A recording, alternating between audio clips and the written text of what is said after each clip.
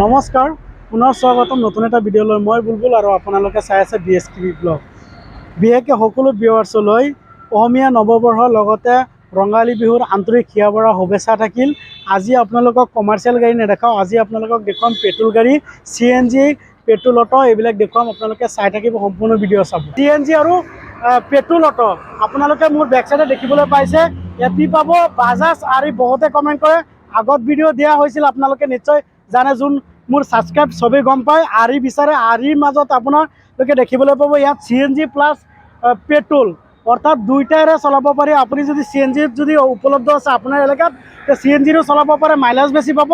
যদি CNG নাই তেনেহ'লে পেট্ৰলত চলাওক, মাইলেজ ইমান বেয়া নহয়, 35 পাৰ লিটাৰত যাব কিলোমিটাৰ। আৰু দেখিবলৈ পাব ভিতৰত TVS পেট্ৰলৰ গাড়ী আছে। আৰু ইয়াত বেছি জাগা নলয়, দোকান উল্টা ছাইডত অপজিটত আছে, আপোনালোকে দেখিবলৈ পাব। ইয়াত এইটো হ'ল আপোনালোকৰ তেখেতৰ হেৰি পাৰ্কিঙৰ দেখিবলৈ পাইছে। পাৰ্কিং ভিতৰত গাড়ী আছে, ঢেৰ গাড়ী আছে। কি গাড়ী লাগে আপোনালোকে স্ক্ৰীণত দিয়া নম্বৰ থাকিব, তেখেতৰ অনাৰৰ থাকিব।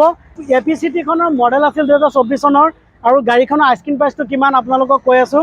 গাড়ীখন যদি কোনোবাই ল'ব বিচাৰিছে 1,30,000, অনলি 130, 1,30,000ত গাড়ী LCD LED চব পাই যাব। গাড়ী লাইটিং এভৰিথিং বস্তু অ'কে পাব। টায়াৰ চাওক, 90% টায়াৰ আছে, 3টা চকাই নতুন হৈ আছে।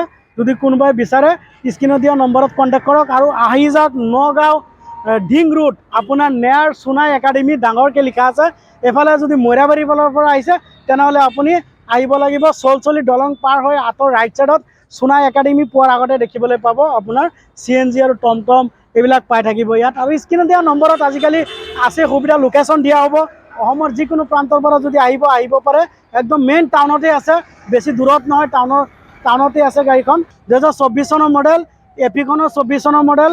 আপোনাৰ 24ৰ প্ৰথম কেইটামান, 24ৰ লাষ্টৰো পাব, কিন্তু চব আপডেট মডেল, একদম লেটেষ্ট মডেল আছে আপোনাৰ।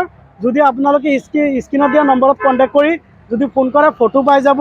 আৰু গুগলত চাৰ্চ কৰক এইটো লেটেষ্ট মডেল হয়নে নহয়।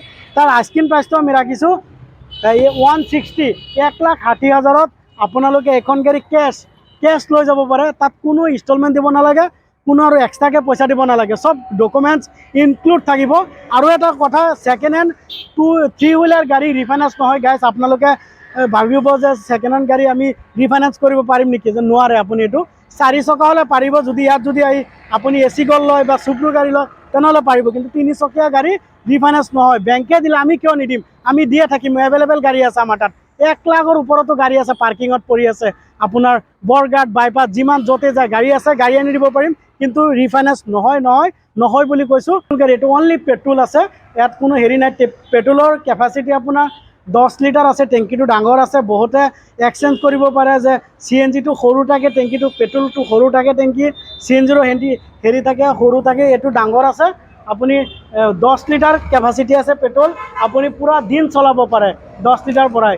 1 লিটাৰত আপোনাৰ মাইলেজ পাব 35 কিলোমিটাৰ পাৰ লিটাৰত। আপুনি এখন গাড়ী কিলোমিটাৰ কিমান চলিছে মই দেখুৱাই আছোঁ আপোনালোকক। এখন আপোনাৰ চলিছে অনলি 22,000 কিলোমিটাৰ চলিছে। মই দেখুৱাই দিছোঁ, কমপ্লিট কিলোমিটাৰ দেখুৱাই দিছোঁ আপোনালোকক। 22,000 কিলোমিটাৰ চলিছে। মডেল আছে 2023ৰ লাষ্টৰ, 23ৰ মডেল। যদি কোনোবাই ল'ব বিচাৰে, এইটো আছে TVSৰ, এইটো দাম কম হ'ব, 23ৰ মডেল। আৰু 22,000 চলিছে, জেনুইন মিটাৰ চলি আছে। আৰু 3টা চকাই নতুন হৈ আছে। গাড়ী 10 পইচাৰ কাম নাই, পূৰা চিলপেক গাড়ী পাব। এইবিলাক অকশ্যনৰ গাড়ী বেছি চলাই নাই, মাত্ৰ 2-3 মাহ ৰানিংহে হয়। তাৰপিছত ইনষ্টলমেণ্ট দিব নোৱাৰিলে ফাইনেন্সৰ লৈ গুচি যায়। তাৰপৰা পাৰ্কিঙৰ পৰা আমি অকশ্যন বিট মাৰিহে আনে অনাৰবিলাকে। তাৰপিছত আপুনি এইখন গাড়ী ল'ব পাৰিব, কোনো টেনশ্যনেই নাই। আপোনাৰ কমপ্লিট কাম কৰোৱা আছে, আপোনাৰ 10 পইচাৰো কাম নাই। এটা ভাল, যদি আপোনাৰ হেডলাইট বাল্ব বেয়া হৈছে সম্পূৰ্ণ চাই দিব মালিকে। আৰু যদি তেনেহ'লে এইখন গাড়ী আপুনি মাত্ৰ 1,20,000ত গাড়ীখন লৈ যাব পাৰে। আৰু মোৰ ভিডিঅ' চোৱাৰ বাবে আপোনালোকে আমাৰ ভিডিঅ' বা ছাবস্ক্ৰাইব কৰি ৰাখিছে কাৰণে আপোনালোকে 5,000 টকা তেখেতক দাম দৰ হোৱাৰ পিছতে দিব। যদি নিদিয়ে আমাৰ ছেকেণ্ড নম্বৰ আমাৰ থাকিব, আমাক জনাব। গাইজ, যদি ভিডিঅ'টো চাই ভাল লাগিছে লাইক কমেণ্ট শ্বেয়াৰ কৰিব। আৰু ভিডিঅ'টো শ্বেয়াৰ কৰিব, বা আপুনি বা আপোনাৰ ফেমিলি মেম্বাৰে কোনোবাই ল'ব বিচাৰে যে আমি বহিৰাজ্যত কিবা এটা কৰিবলৈ যায় মানুহে কৰ্মৰতভাৱে নিজৰ ফেমিলি এৰি থৈ, নিজৰ পৰিয়ালৰ মানুহ এৰি থৈ বহিৰাজ্যত কৰ্মৰত হ'বলৈ যায়, কাম কৰে, কৰ্মৰতত আছে, কিন্তু নালাগে যাবৰ কাৰণে।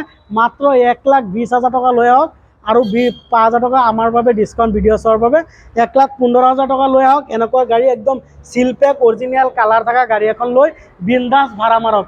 ডেইলি 100 টকা খৰচা কৰি 1,000 টকা ইনকাম কৰক। এইটো আমি কোৱা কথা নহয়, ৰাস্তাত যিমান গাড়ী আছে সিহঁতক সুধি লৈ কৈ দিব।